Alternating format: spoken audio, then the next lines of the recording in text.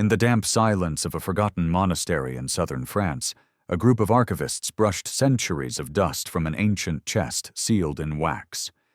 Inside lay a single parchment wrapped in crimson silk, its ink faded, but the symbol upon its cover unmistakable: a chalice surrounded by a rose. They called it Sangreal, the royal blood. This was no ordinary gospel. It did not speak of miracles, of parables, or of martyrdom. It whispered of a secret buried beneath the very foundation of Christendom, a truth so dangerous that kings and popes waged silent wars to erase it. For within its verses lay the revelation that the Holy Grail was never a cup, but a womb, not a relic of metal, but a lineage of light. According to this forbidden manuscript, the blood that flowed from the cross did not end upon the earth. It continued, hidden in flesh, carried through generations, guarded by secret orders that swore never to let the Church's version of history prevail. They say the true Grail was not lost. It lived, disguised within bloodlines and symbols, concealed in art, myth, and coded scripture. A secret that, if revealed, would shatter 2,000 years of faith and reshape humanity's understanding of divinity itself. What if the greatest mystery of all time was not about finding a cup, but finding the truth within the blood that never died? What you are about to hear will change your life forever. The origins of the Holy Grail stretch far beyond medieval legend. Long before knights rode in search of it, before painters hid its symbols in cathedrals and frescoes, there were whispers among the earliest Christian sects, whispers of a sacred vessel that carried not wine, but life itself. In the lost Gospel of Philip, discovered among the Gnostic texts at Nag Hammadi, Mary Magdalene is not portrayed as a repentant sinner, but as the one whom Jesus loved more than all others. It speaks of a union not of the flesh, but of light, a merging of the divine and human that gave birth to what the ancients called the Sangreal, the holy blood. To the Gnostics, this bloodline was the bridge between heaven and earth, proof that divinity could incarnate, not once, but forever, through generations. When the Church Fathers discovered these writings, they saw the danger. If Jesus had passed on his lineage through Mary Magdalene, then salvation was no longer controlled by the altar or the cross. It lived within every human soul capable of love and awakening. It meant the kingdom of heaven was not above, but within. Thus began the greatest cover-up in religious history. The Gnostic Gospels were outlawed. Mary Magdalene was rebranded as a fallen woman, her role reduced, her memory rewritten. The symbol of the chalice was replaced with the cross. The vessel of life turned into an instrument of death. The feminine was silenced, the bloodline scattered, and the Church declared that only priests could channel the divine. Yet, beneath the surface of history, the truth refused to die. The Priory of Sion, the Knights Templar, and later the Rosicrucians all emerged as guardians of this forbidden secret. Through symbols hidden in stained glass, cathedral geometry, and the works of Leonardo da Vinci, they preserved the story of the Grail, not as a relic, but as a living code written in the blood and spirit of humanity. The Grail was never lost. It was concealed in plain sight, in the sacred union of opposites, the divine feminine and masculine, the spirit and the body. And with it comes the first secret practice, the chalice within. Sit in stillness and place a hand over your heart. Feel its pulse, not as a beat, but as a river. Imagine that river glowing crimson gold, flowing endlessly through you, ancient and infinite. Whisper within yourself, the light did not end upon the cross, it lives in me. For the true Grail is not a relic to be found, it is a remembrance to be awakened. For the first time, this forbidden knowledge will now be revealed. In the chronicles of forgotten Europe, there runs a bloodline that history tried to erase, a royal dynasty whose roots trace back not to kings, but to something far older. They were called the Merovingians, rulers of the Franks in the 5th and 6th centuries. Yet, beneath their crowns and swords, legends whispered of a sacred inheritance, a divine ancestry descending from Jesus and Mary Magdalene. According to the suppressed manuscripts preserved by secret orders, after the crucifixion, Mary fled Jerusalem, carrying within her the seed of the sacred blood.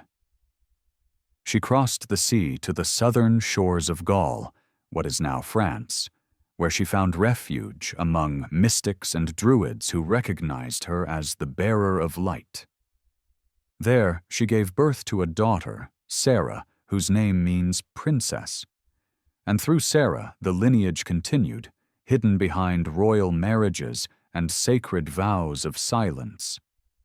Centuries later, the Church would try to bury the Merovingian name under myth, branding their symbol, the fleur-de-lis, as mere decoration. Yet, for those initiated into the deeper mysteries, that flower was not a mark of France, but of divinity.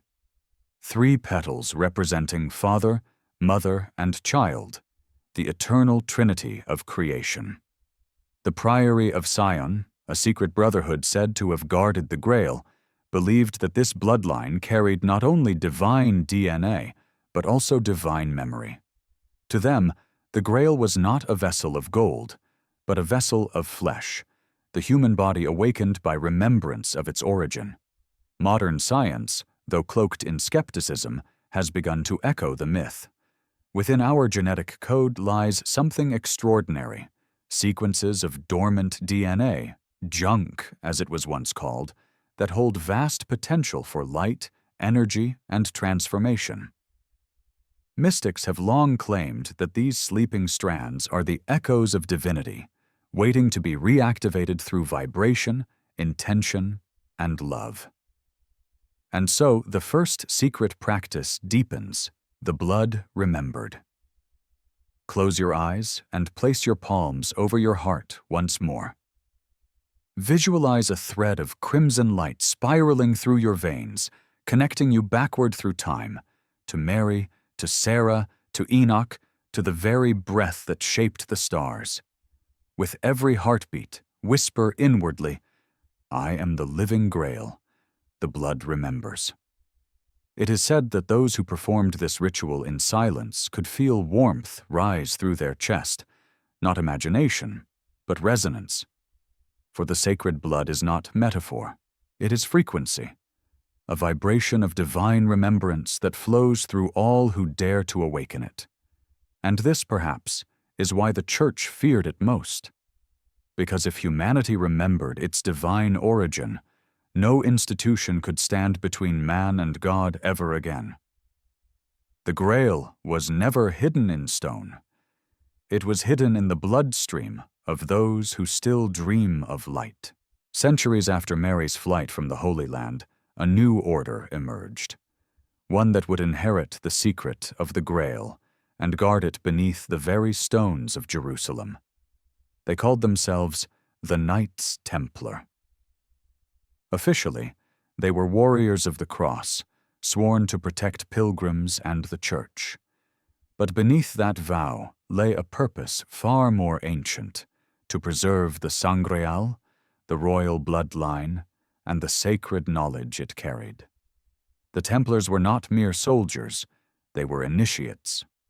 Beneath the Temple Mount, they unearthed scrolls, relics, and manuscripts older than the Church itself, texts said to reveal the true nature of the Grail. These writings spoke not of conquest, but of consciousness. They taught that divinity could dwell in flesh, that spirit could incarnate without sin, and that every human carried the blueprint of God within their veins. As their power grew, so did the fear of Rome. The Vatican, sensing that the Templars had uncovered something that could unravel its authority, turned against them. On a cold Friday, October 13th, 1307, thousands of knights were arrested in a single night. Their leader, Jacques de Molay, was tortured and burned alive before Notre Dame Cathedral. Yet before he died, he uttered a prophecy. In 170 years, the truth will rise from the ashes and the temple will be reborn. The Church thought it had destroyed the Grail's protectors. It was wrong. The Templar flame survived in secret societies, passed through whispers and symbols, the rose, the cross, the chalice, and the compass. Artists, poets, and builders carried the code into cathedrals, embedding it in architecture so divine that stone itself became scripture. Those who understood could read the message written in geometry, the feminine and the masculine in perfect union, heaven and earth entwined. The same truth that the Grail embodied, the same truth the Church denied. And from this sacred geometry arises the second secret practice, the union of light and matter. Find a quiet place. Sit with your palms facing upward. Visualize two streams of light descending from above, one golden, one silver. Let the golden light enter through the crown of your head, the silver through the base of your spine. As they meet at the heart, imagine them swirling together, forming a single spiral of white flame. Whisper softly, as above, so below, as within, so without. This was the hidden meditation of the Templars, the way they harmonized body and soul before battle, not to destroy, but to align with the divine order. Through this practice, they believed they became living grails, vessels of the same force that flows through all creation. It was not faith that made them powerful. It was remembrance. And that remembrance terrified the world's thrones, for a man who knows he carries God within cannot be enslaved. The Grail was never metal. It was the light hidden within matter, the spark that turns stone into temple and man into divine. Long before the Templars, before Rome, before even the prophets, the ancients believed that blood was more than life. It was memory. In the forbidden gospel of the Grail, this truth returns, that within human DNA lies a record of divine creation, a cosmic code written in light. What religion calls spirit, what science calls information, are one and the same vibration. Enoch saw this pattern in the stars. Pythagoras heard it in the harmony of numbers. Leonardo painted it into geometry, the circle and square that form the Vitruvian Man, a symbol of the Grail hidden in plain sight. Each discipline, whether mystical or mathematical, pointed to the same revelation. The body itself is a chalice, a vessel of sacred proportion built to contain the spark of God. In the lost archives of the Templars, scholars describe a diagram called the Rose and the Grail, two spirals intertwining, one of blood, one of light. Centuries later, scientists would uncover the same shape in the double helix of DNA. What mystics called the blood of Christ was not liquid, but resonance, a frequency of compassion and coherence capable of transforming reality itself. When a human being loves purely, without possession or fear, the very cells begin to emit a subtle light. Ancient initiates called it the flame of the Grail, the illumination of the soul that occurs when divinity and humanity remember they are one. This was the power the Church feared most, not the bloodline of kings, but the awakening of every man and woman to their own divine lineage. Here lies the third secret practice, the blood of light. Close your eyes. Place your hands over your heart. With each breath, imagine light flowing through your veins, pulsing in rhythm with the cosmos. See your blood as rivers of starlight, carrying both memory and creation. Whisper inwardly, the Grail is not found. It flows. Modern physics now confirms what the mystics always knew, that consciousness influences the field of matter, that emotion and thought alter the very vibration of life. Every heartbeat sends ripples through the unified field, shaping the world like a silent prayer. This is the true Holy Grail, not a cup of gold, but a current of light and love running through flesh and spirit alike. It is the sacred bridge between heaven and earth, encoded in every pulse, awaiting only remembrance. And perhaps this is what the lost gospel meant when it wrote, "The Son of Man poured his blood into the world that all might awaken, for the cup is not outside you. You are the cup." The Grail was never meant to be found. It was meant to be become. As the centuries passed, the legend of the Grail evolved from sacred truth into sacred myth, and myth into secrecy. Yet among mystics, alchemists, and hidden orders, one truth remained unchanged.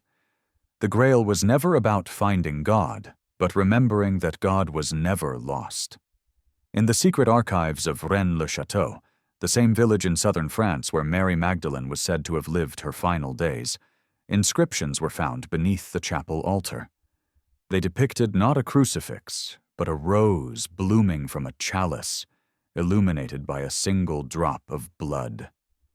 Beneath it, the Latin phrase, et lux in sanguine, and the light is in the blood. To the uninitiated, it was blasphemy. To the initiated, it was revelation. For the story of Jesus and Mary was not meant as tragedy, but as template. Their union symbolized the merging of heaven and earth, divine and human, masculine and feminine, a union that, when understood, could awaken the same Christ light in all of humanity. The bloodline was not just genetic, it was energetic, a lineage of consciousness that flows through all who remember their origin in the divine. And this is what the lost gospel reveals, that the true resurrection was not of one man, but of an entire species. When humanity awakens to its divine heritage, the kingdom returns, not as a kingdom of stone, but of vibration, compassion, and light. Across the ages, those who carried this remembrance, the Cathars, the Templars, the mystics of the Rose Cross, were hunted and silenced. Yet they spoke in symbols, the rose, the chalice, the Grail, the flame. In art and cathedral geometry, they encoded the same secret, that every human heart is a temple where divine and mortal embrace, and within that union lies the fourth secret practice, the marriage of light and shadow. In solitude, close your eyes. On your next breath, imagine light descending from above, soft, radiant, pure. On the breath after, feel the shadow rise from below, dense, ancient, wise. Let them meet at your heart. Do not divide them. Let them merge. Whisper inwardly, "I am the Grail." The divine and the human drink from one cup. This practice was once known as the Grail alchemy, the art of uniting what religion divided. To the church, it was heresy. To the soul, it is freedom. And as the two forces unite, something extraordinary happens. A warmth blooms in the chest, a silent knowing arises, and you realize the Grail was never lost because it was never outside you. You are the vessel. You are the bloodline. You are the secret the church tried to hide. And the moment you remember, the prophecy of the Grail is fulfilled. When man and woman remember they are one, the kingdom shall return, and the light will flow again. But beware, the same light that awakens can also consume. The Grail is not a prize, it is a mirror. And in that mirror, every soul must face what it truly carries, both the divine and the corrupt. The bloodline of light runs through all of humanity, but so does the shadow of those who tried to own it. Throughout history, men who sought the Grail for power instead of truth met only ruin. Kings who believed themselves divine fell to madness. Alchemists who tried to distill the light into gold were devoured by their own ambition. For the Grail doesn't belong to the hand that holds it, only to the heart that understands it. The forbidden manuscripts warn, "He who drinks from the cup of eternity without purity of heart shall drown in the flood of his own desire." The same energy that heals can destroy. The same fire that illuminates can burn. The Grail's light is not kind. It is truthful. It shows the soul exactly what it has become. In modern times, humanity once again stands at the threshold of divine creation. We splice the code of life, edit the patterns of existence, and search the heavens for our makers. Like the watchers before the flood, we reach for the fire of the gods, believing we can control it. But the lesson of the Grail has never changed. Creation is sacred because it requires balance. The bloodline of light is not meant to rule. It is meant to remember. To know is not to command, but to serve. To awaken is not to rise above others, but to become one with all. The Grail was hidden for 2,000 years because mankind wasn't ready to see itself reflected in divine truth. Now that time has come again. You who hear these words stand at the edge of remembrance. Within you burns the same flame that once flowed through kings, prophets, and gods. But take heed. Only humility can hold that fire. For whoever masters this secret masters creation. And now, the circle closes. The Grail, the most sought-after mystery of all time, was never a relic hidden beneath cathedrals or guarded by kings. It was never buried in stone or sealed within a temple. It was buried in you. For 2,000 years, humanity searched the world for a cup, a symbol, a sign, while the true vessel waited silently in the human heart. Every act of compassion, every moment of awakening, every breath taken in love is the Grail pouring itself into the world again. The blood of the divine never ended on the cross. It flows through every soul that dares to remember. Mary Magdalene carried it not to preserve power, but to preserve love, the eternal current that unites heaven and earth. Jesus did not die to make man small. He lived to show that God could be human. This is the secret the Church feared, the secret the Templars guarded, the secret that could set the world free, the union of spirit and matter, light and blood, God and man. And as you listen to these words, the Grail within you stirs, not as legend, but as memory. The flame that once guided prophets and mystics now flickers behind your ribs, whispering, "You are the vessel. You are the lineage. You are the continuation of the divine dream." When enough hearts remember this, the prophecy of the Grail will fulfill itself. The light will flow again. The kingdoms of stone will fall, and the age of remembrance will begin. Until then, guard the fire. Speak softly, and remember what was never lost. You have awakened a forbidden knowledge humanity forgot. Guard it well, for soon another veil will fall, and the next revelation will speak of the light that was turned into darkness.